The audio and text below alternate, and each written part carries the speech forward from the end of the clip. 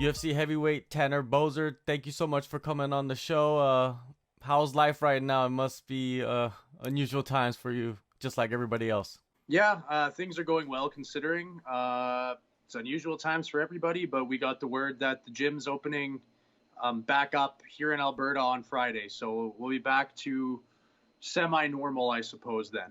If the gym opens up on Friday, that leaves you with around what, 2 weeks? How much of an impact would that be for you to have that little, at least that little bit of time inside the gym, getting sparring in, I guess, and other work? Yeah, no, it'll be good to be able to train in a gym. It's been a minute, but it is what it is, and I've been training in other ways, and I feel good. What are the other ways? That's the most interesting part of this time is that fighters find a way, you know what I mean? Because you guys are fighters, you adapt to every situation. So, what are some of the things you've been doing? Just a lot of strength and conditioning, whatever. Outside, just skipping a lot, going for runs, uh, doing body weight stuff at the park, anything like that. Uh, yeah, again, it is what it is. Are you enjoying the outdoors? Is what's the weather like right now? It's nice right now. Today it was plus 18. I mean, we use Celsius. I don't know what you guys use over there, but it's nice for us right now. It's been nice since May. Yeah, I think everybody uses Celsius except for the US, those Yeah, Americans. Well, one thing that I wanted to get into with you is illegal tactics in the cage, right? You've been seeing that a lot lately, like with the fence grabs, the groin strikes, eye pokes. Most of them are not really intentional, but sometimes it is intentional, right? And do you think that referees are being too lenient with the fighters, especially with so much on the line? probably. If it's something that clearly changed the tide of the fight, like the fence grab with the Blagoy Ivanov fight, if Blagoy would have got him down, which he for sure had him without that fence grab, and he would have just laid on him for a minute and a half. But in my opinion, I think that would have been enough for him to steal the third round, which again, in my opinion, would have given Blagoy the fight 29-28. So yeah, if it's something severe, it depends on the ref and it depends on the day. I mean, there's refs that do take points away for fence grabs are a big one. They're a little more lenient with the eye pokes and the groin strikes. These are circumstantial. They also depend on what your opponent did. Sometimes they move at the same time as you're kicking their leg and you kick them in the nuts. I mean, I've kicked people in the nuts multiple times for sure in fights. I've got kicked in the nuts multiple times. Eye poke, same thing. Sometimes you're kind of just in a scrum and you're just pushing people or pushing the guy away. But holding the fence is blatant. That's all on you. So things like that, I think, probably should be punished immediately and harsher, with maybe things like groin strikes and eye pokes. Even though eye pokes can be pretty severe, probably just a warning before taking a point. But again, it's got to be circumstantial and it depends on a lot of stuff. With yourself, has there been any moments in your past fights where somebody used an illegal move on you? Well, I mean, I've got hit in the nuts, but then the referee always stops it and gives you a minute to recover. So no, I haven't had anything happen to me in fights that's illegal and altered the course of the fight significantly. Now, you were supposed to fight Jeff Hughes on March 28th. Of course, that was canceled / postponed. Many saw it coming. I feel like you saw it also coming that this wasn't going to happen. Was it a stressful time leading up to that, to the cancellation? No, I was just hoping that it wouldn't cancel. I was hoping that it would go through. It was disappointing, but yeah, I mean, I had kind of braced for it already. I didn't think it was going to happen about a week before, a week before they were all postponed. Then, yeah, I didn't have a ton of hope. It sucks that it got canceled because I could conceivably be fighting in this same day against the same opponent, even after fighting Jeff Hughes. So just with extra money, you know what I mean? So that sucks. But again, it is what it is. Things got shut down and people were really worried about COVID for a minute there. And yeah. During the shutdown, it allows you to have more time to yourself and allows you to do things outside of fighting. Were you doing anything outside of fighting? I don't have a ton of hobbies, honestly. I played a bunch of Pokemon Go, and that's about it. What level are you on that? Did you improve yourself in the game? I don't really know the game too well, so. Uh, yeah, I'm level 36, man. Not that that means anything to anybody, but yeah. Okay, all right. Well, 36 seems like it's a high level. Now, with the shutdown, what was the schedule like? Your daily schedule? Did you keep a regiment for yourself, or were you just waking up and just letting the wind take you where it takes you? I wouldn't train at a specific time per se, but I trained every day. You know, depends on the day, um, or depending on the day, I would do something different, I guess. I was just doing what I could, man. There was no structure. There's nothing regimented.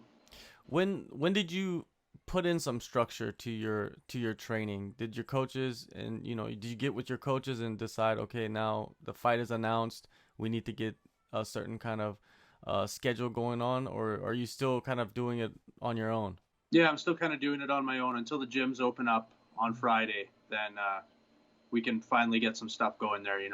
You had a history of taking fights on short notice with not many weeks of preparation, right? So this is probably nothing new to you, right? A lot of other guys, they're used to having these like long camps all the time. I live in a fight camp basically. I'm always training, and I'm always training hard, and I'm always pushing myself. So I can take a fight at any time. I'm ready to go. Um, and yeah, I've had a lot of fights. I know how to fight. So as long as I'm in shape, I know I can perform. Now with your opponent coming up, Philipe Lins, what do you think about him? I mean, he just fought a few weeks back.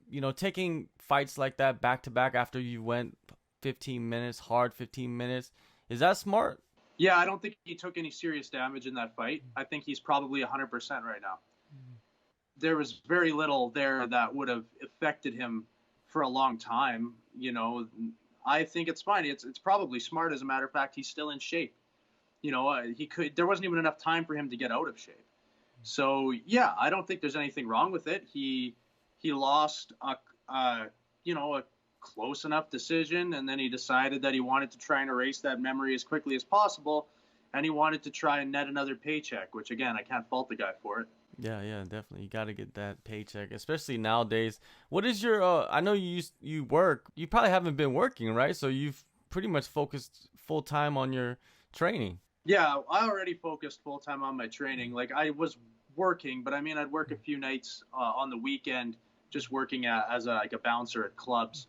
So although yeah, I was working, it didn't take away from my training at all. But yes, those are closed, so I have nothing else going on at all. With Lins, I mean, like what type of fight are you expecting out of this guy? He's shown that he can go 15 rounds with Arlovsky, but what do you expect from him? He's a good fighter, and he considers himself a striker for the most part. So do I. I know he's got good jiu-jitsu too, but he likes to stand, and he's quite technical, and he's got power. Uh, it's a good fight. I think stylistically it should be entertaining enough. I am expecting most of it to play out on the feet, but you never know. If one of us decides to try and take it to the ground, you might see something different, I suppose. With Canada, has the country opened up to allow you to travel wherever you need to travel to? Of course, your fight is in Las Vegas from what I've seen so far. Yeah, we're allowed to travel to the States for what is called essential travel and work counts. So if I have a work visa and I present them with documents proving that I'm going there for work, then we can go. Then what about Fight Island in Abu Dhabi? I'm pretty sure you want to get on that if you come out of this fight pretty healthy. Yeah, I mean it all depends what happens. I could win and I could be banged up, or I could lose and be fine and good to go. Anything can happen. But yeah, I would fighting on Fight Island would be cool. But I mean, I'm sure there's everybody clamoring to do it. UFC's highest priority isn't booking me again, I'm sure, but I mean, I'm always ready and I'm always available. So yeah, I wouldn't say no. Hopefully, I'm always messed up for at least a few weeks. Just my ankles and feet from throwing so many low kicks are usually destroyed, so it takes me a couple weeks. But yeah, you give me just over a month, and I'm probably ready to rock and roll. Right now is the time for fighters to get in as many fights as possible because there's guys that are making like 3 week turnarounds, 1 month turnarounds, and that's kind of unprecedented for the UFC. Yeah, they are allowing people to fight more frequently at the moment because they need to fill all these cards that sometimes get announced or put together in, with only a few weeks left. So anybody who raises their hand is getting a fight. But yeah, and I mean, of course, I want to get in as many fights as I can in a short amount of time. I get paid more to do that. But I have 2 fights left on my contract, and one of them is fighting Philipe Lins. So will my contract get extended or not? You know what I mean? I have to focus on these fights and win them, because otherwise, I'm not fighting anywhere. It kind of puts you in a good position though. If you do take a fight, the last fight of your contract on short notice, that means that you could like bargain better and get an extension with that fight. I suppose I could ask for an extension if I took a short notice fight. However, they do reserve the right to cut you after any loss. So yeah, they could extend my contract, and they could also cut me if you know what I mean? Like, longevity is the key. So, man, I'm just hoping that I win enough and hang around enough for years and years. That's what I'm looking for. So yeah, I'd like a lot of fights in a short amount of time. I'm always good for it, but I gotta make damn sure that I win most of them. Another thing is USADA, they seem to be sending these test kits out for the fighters to do their own testing. Have you received anything in the mail?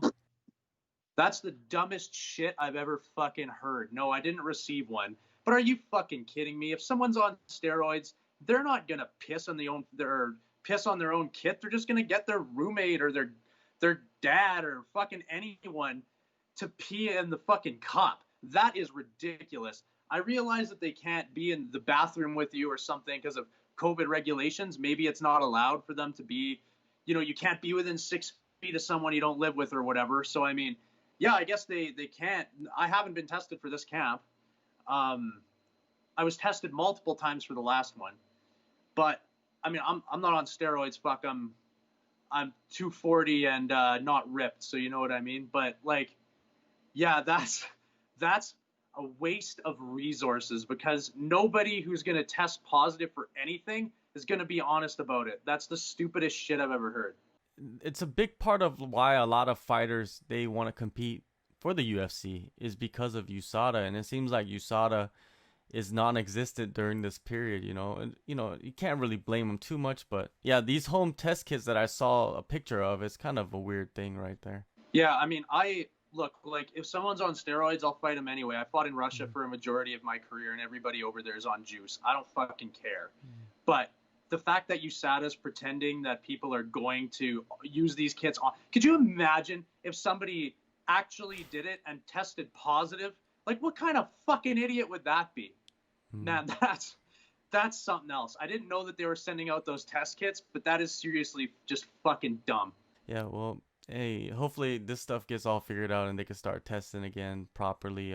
Because I saw Cody Garbrandt said that he hasn't been tested. His blood hasn't been tested by USADA for a long time, and he's been piss tested, of course, because he just fought at an event.